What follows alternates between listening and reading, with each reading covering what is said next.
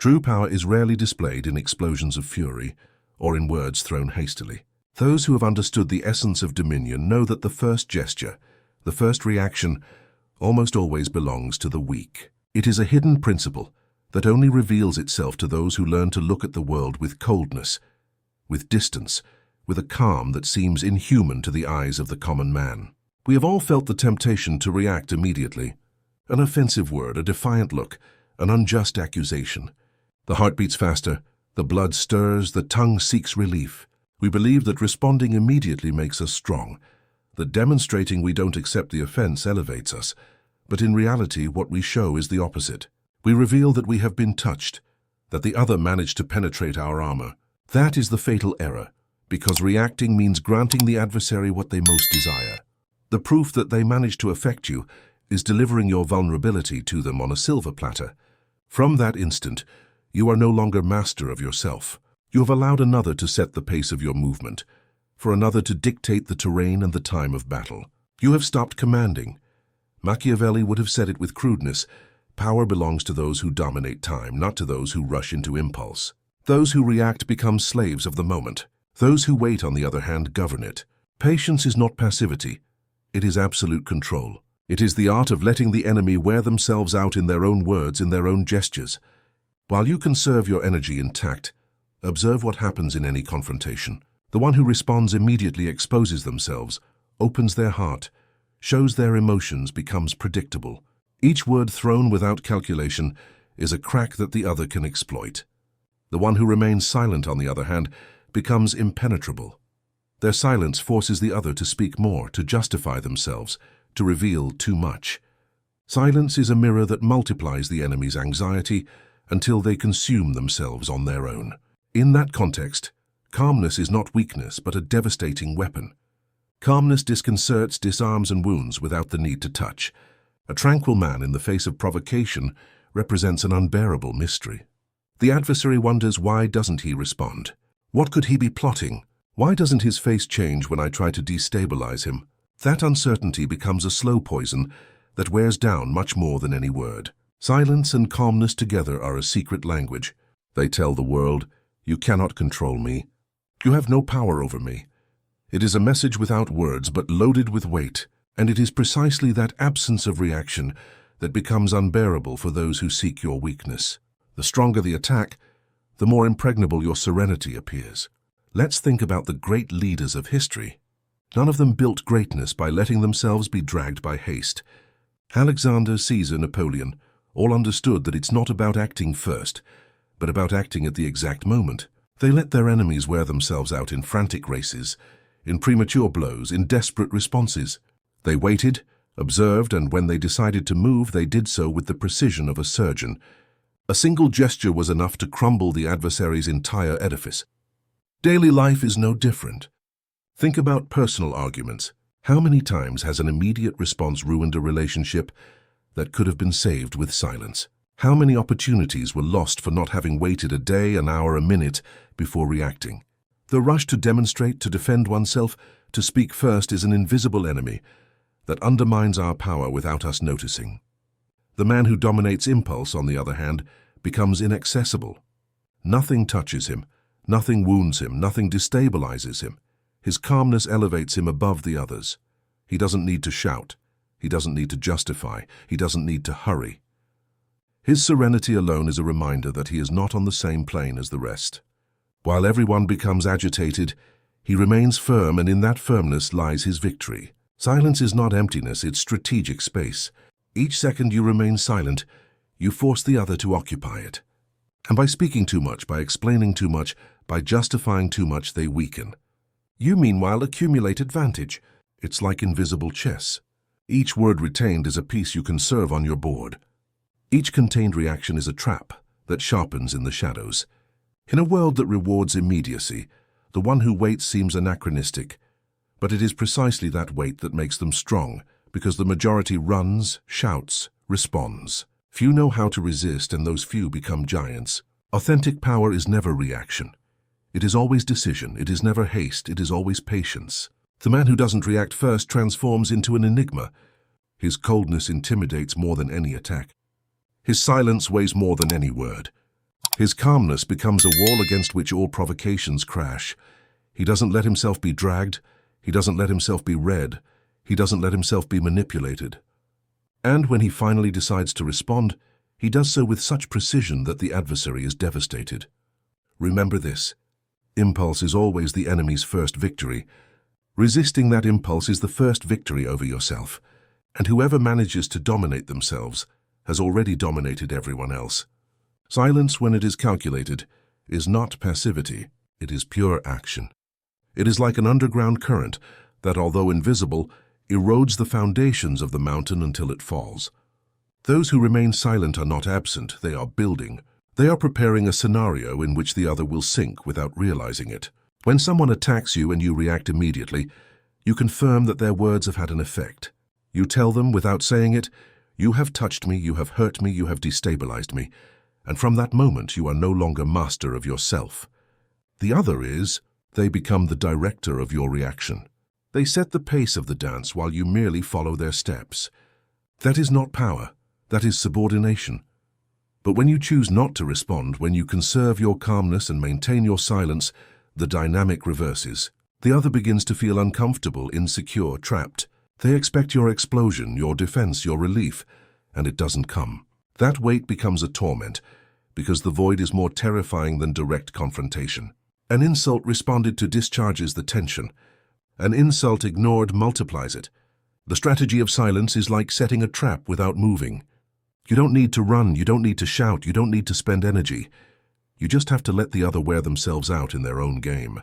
The anxiety they feel at not obtaining a reaction forces them to show more than they wanted, to make mistakes, to betray their intentions.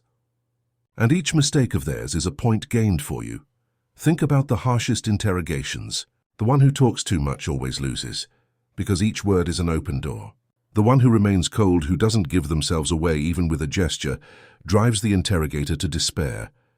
Their silence is more unbearable than any denial. This also happens in life. The one who doesn't let themselves be read becomes invincible because you never know how to attack them. There is an even deeper dimension to this rule: the control of time. Time is the stage where all power is played out. Reacting first is ceding that stage to the enemy. It means that they dictate the rhythm, that they drag you into their chronology. But those who wait, who know how to govern silence, convert time into their ally. Each second of calmness multiplies their strength and erodes that of the adversary. The majority of men live enslaved by immediacy. They need to resolve now, clarify now, justify themselves now.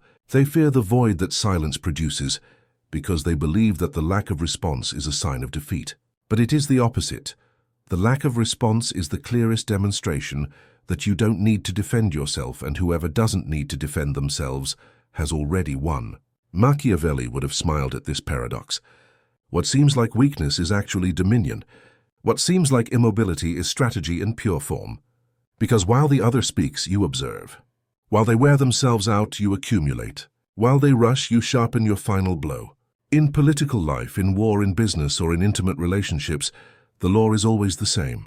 Those who react first get trapped, those who wait command. A leader who responds immediately to criticism loses authority because they show nervousness. A general who moves his troops out of anxiety falls into the enemy's trap. A man who answers an insult with anger reveals his wound. That's why true power is invisible. It manifests in the serenity with which you don't respond, in the calmness with which you hold your gaze, in the silence with which you disarm the adversary. You don't need noise. Your coldness speaks for you. This art demands more than intelligence. It demands inner mastery. The greatest enemy is not the one who provokes you, but your own impulse, the desire to defend yourself, to demonstrate, to react. Whoever conquers that desire has already conquered the world, because most people lose themselves in that instant. They believe that responding affirms their strength, when in reality it confesses their weakness. Each immediate reaction is like handing over the keys to your fortress. Each impulsive response is a door you leave open for the other to enter. Remaining silent, on the other hand, is keeping the wall intact. And when you finally decide to open it, you do so on your conditions, in your time, on your terrain. Current society adores speed. Everything is immediate: responses, opinions, judgments. But in the midst of that noise, silence acquires incalculable value, Because it is rare, because it is strange, because it intimidates. Those who remain silent in a world that shouts become a figure that is not forgotten. Silence is not absence, it is amplified presence. It is a mirror that reflects the other's anxiety. It is a stage on which the adversary strips themselves alone, and it is also a shield that protects your energy, your dignity, and your power. The man who manages to remain calm in the midst of chaos inspires respect. He is like a rock in the middle of a river. The water hits, crashes, screams in its foam, but the rock remains. With time, it is the water that wears down, not the rock. The same happens with men. The impulsive consume themselves, the patient endures. Not reacting first does not mean never reacting. It means acting at the precise moment. It means waiting until the other has shown all their cards. It means allowing them to wear themselves out, to exhaust themselves and finally collapse, and then only then deliver the blow, a cold blow, calculated, inevitable. That is the art of power. Not yielding to instinct, not letting yourself be dragged by urgency, not giving the enemy what they most desire. Your reaction, being the master of time, of silence and of calmness, because in them victory is hidden. In the history of power there is a silent constant. The great ones never reacted first. They waited, they observed, and in that interval, while the enemy rushed, they built victory. Let's think about Julius Caesar. His genius did not reside only in the strength of his legions, but in his capacity for patience. When his adversaries sought to provoke him, he kept silent, analyzed, feigned calmness. He let Pompey believe he had control, let him move his troops with confidence. But Caesar did not rush. Only when the terrain and time were his did he advance, and in that instant all power changed hands. He did not win because he was faster, he won because he knew how to wait. The same occurred centuries later with Winston Churchill. His speeches were not hasty improvisations, they were measured silences that were charged with force before breaking into words. Churchill understood that it's not about speaking much, but about speaking at the right moment, and that capacity to keep silent, to wait for the perfect instant, made his phrases remain engraved like hammers in collective memory. Oriental strategists also knew this. Sun Tzu wrote it more than 2,000 years ago. He who becomes irritated defeats himself. In his art of war, reacting immediately was always a defeat. The master advised letting the enemy disorder themselves with their own haste, to wear themselves out in their own noise. Only then should the counterattack arrive like lightning, that strikes when no one expects it. Even in modern politics, the same rule repeats. The leaders who have left their mark were not those who responded to every criticism instantly, but those who knew how to ignore, wait, and appear at the decisive moment. A politician's silence in the face of an attack is not emptiness, it is calculation. Each day they don't respond. They force the adversary to spend energy, to repeat the accusation, to seem obsessed, and when they finally speak, their word weighs like a verdict. In personal life, the same occurs. An insult responded to immediately is like gasoline on fire. An insult ignored is fire that extinguishes itself. An accusation answered with anxiety confirms the wound. An accusation responded to with calmness disconcerts and becomes harmless.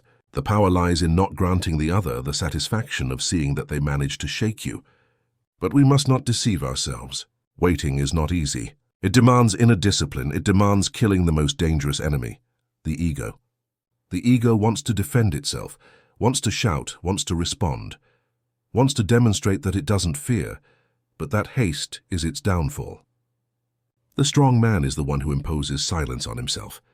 Likewise, even though inside he burns in flames, that capacity for control is what separates the dominators from the dominated. Silence is like an invisible sword. It doesn't cut immediately, but it sharpens with each second, and when it finally descends, it does so with surgical precision. The adversary, already worn out by their own anxiety, has no possible defense. Their haste weakened them. Their impatience betrayed them. Silence became their executioner. Time, that resource that everyone wastes, is the great ally of those who know how to wait. Each word not said is conserved energy. Each contained gesture is accumulated force. Each second of calmness is another stone in the wall of your power. And that wall becomes impenetrable because it is not made of noise but of patience. Men who react quickly burn like straw fire. They illuminate an instant, but consume themselves in seconds. Those who wait, on the other hand, build slow fire. They take time to ignite, but when they do, no one can extinguish it. That is the difference between the impulsive and the strategist, between the weak and the strong, between the common and the exceptional. Imagine the scene of a negotiation. One of the parties launches an ultimatum, expecting an immediate reaction. If you respond right away, they know they have you under pressure. If you keep silent, if you observe with calmness, the weight shifts. Now it is they who begin to doubt. Was their offer weak? Did they make a mistake? That silence forces them to speak more, to justify themselves, to improve their position. You have won without moving a finger. The same principle governs personal relationships. A cold gesture in the face of provocation can do more than 100 shouts. A pause can do more than 1,000 words, because those who don't react demonstrate that their center is intact, that nothing external can drag them. That is true strength, not the one that strikes first, but the one that resists until the end. Machiavelli would have summarized it thus: the prince never hurries. He lets others consume themselves in urgency, and when he acts, his action seems inevitable. And it is that inevitability that is the key to power. When you manage to have your response arrive with calmness and precision, the world receives it as a sentence, not as an opinion. In conclusion, the power of silence is not in absence, but in the devastating effect it produces. It is like a poison that is not noticed at first, but that works tirelessly until it brings down. It is a psychological weapon that everyone underestimates until it is too late. The first to react always lowers themselves. The last to decide always elevates themselves. That is the hidden law that has governed empires, battles, businesses, and lives. And it will continue to govern as long as the struggle between men exists. The greatest error of men is to confuse speed with strength. They run, shout, reply as if the world owed them respect for their noise. But power is not conquered with haste. Power is conquered with the coldness of those who do not yield to instinct, of those who know how to wait, even when everything inside asks them to react.